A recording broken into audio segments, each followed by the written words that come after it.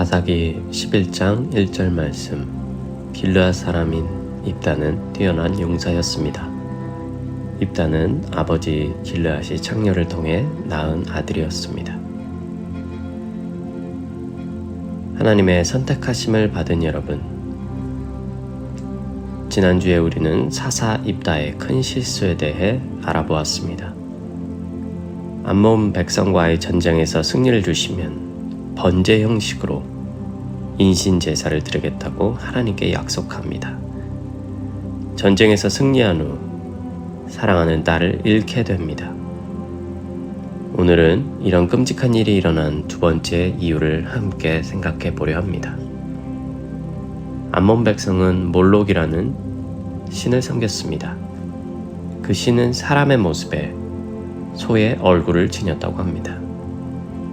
두 손을 앞으로 내밀고 있었는데 그 위에서 인신 제사가 진행되었습니다.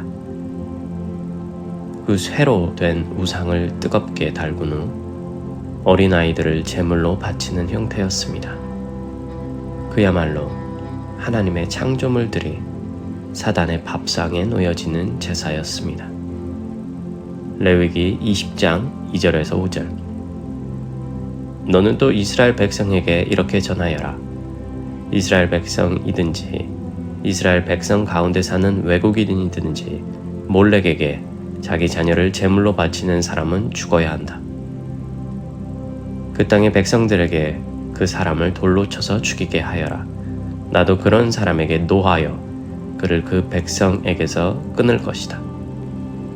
그가 자기 자녀를 몰렉에게 주어서 내 성소를 더럽히고 내 거룩한 이름을 욕되게 했기 때문이다. 만약 그 땅의 백성이 몰렉에게 자기 자녀를 바치는 사람을 눈감아주고 그런 사람을 죽이지 않는다면 내가 스스로 그 사람과 그 집안에게 노하여 그를 백성에게서 끊을 것이다.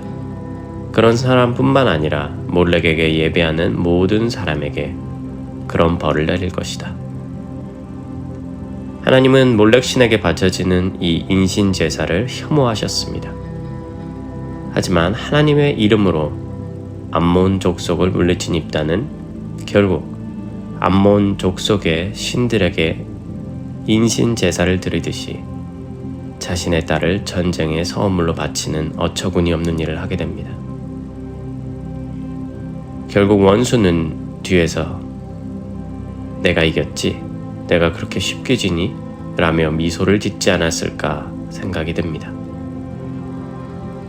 이런 일들은 극단적인 경우이기에 우리는 상대적으로 안전하다고 생각할지도 모르겠습니다. 하지만 우리 자신의 마음이나 생각을 잘 살펴보아야 합니다. 입다의 기도는 너무나 자연스러웠습니다. 하나님의 백성이었지만 그 생활 습관과 깊이 물든 가치관은 오히려 몰렉 백성들의 것들로 가득 차 있었습니다. 하나님의 말씀에는 사람을 제사로 드리는 경우가 결코 없습니다. 이방신들로 가득한 것이 보편화된 세상을 살아가는 자연스럽고 지혜롭게 살아가는 행동 방식 또는 신앙 형태 혹은 기도 방식이었을지도 모릅니다. 바보처럼 보여지지 않고 꽉 막힌 사람처럼 보이지 않고 세상의 흐름을 잘 읽는 것처럼 보여지고 그 시대에 잘 어울리는 사람. 입다는 그런 생각으로 기도를 드렸는지도 모릅니다. 하지만 하나님은 하나님의 기준으로 세상을 보고 하나님의 기준으로 한 영혼들을 바라보는 하나님의 안경을 착용한 그분의 백성들을 부르고 계십니다. 그래서 하나님은 하나님의 눈과 마음으로 세상을 볼 수 있도록 성령님을 우리 마음에 보내셔서 말씀을 밝히 깨닫고 보게 하셨습니다.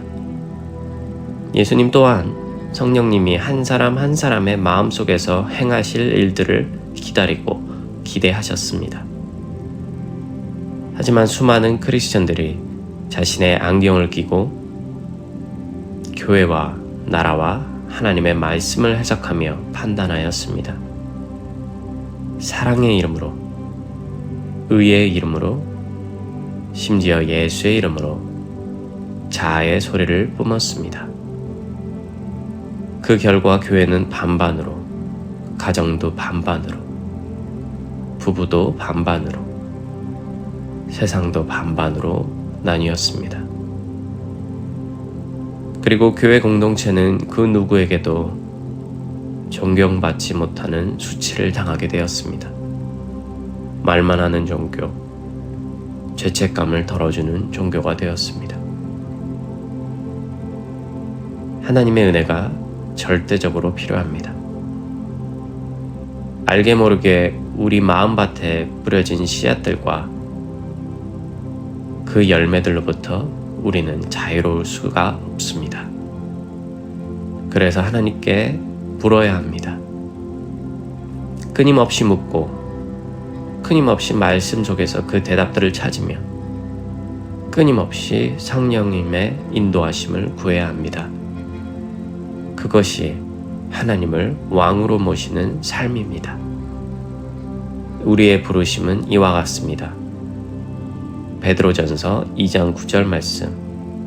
오직 너희는 택하신 족속이요 왕같은 제사장들이요 거룩한 나라요 그의 소유된 백성이니 이는 너희를 어두운 데서 불러내어 그의 기이한 빛에 들어가게 하신 자의 아름다운 덕을 선전하게 하려 하심이라.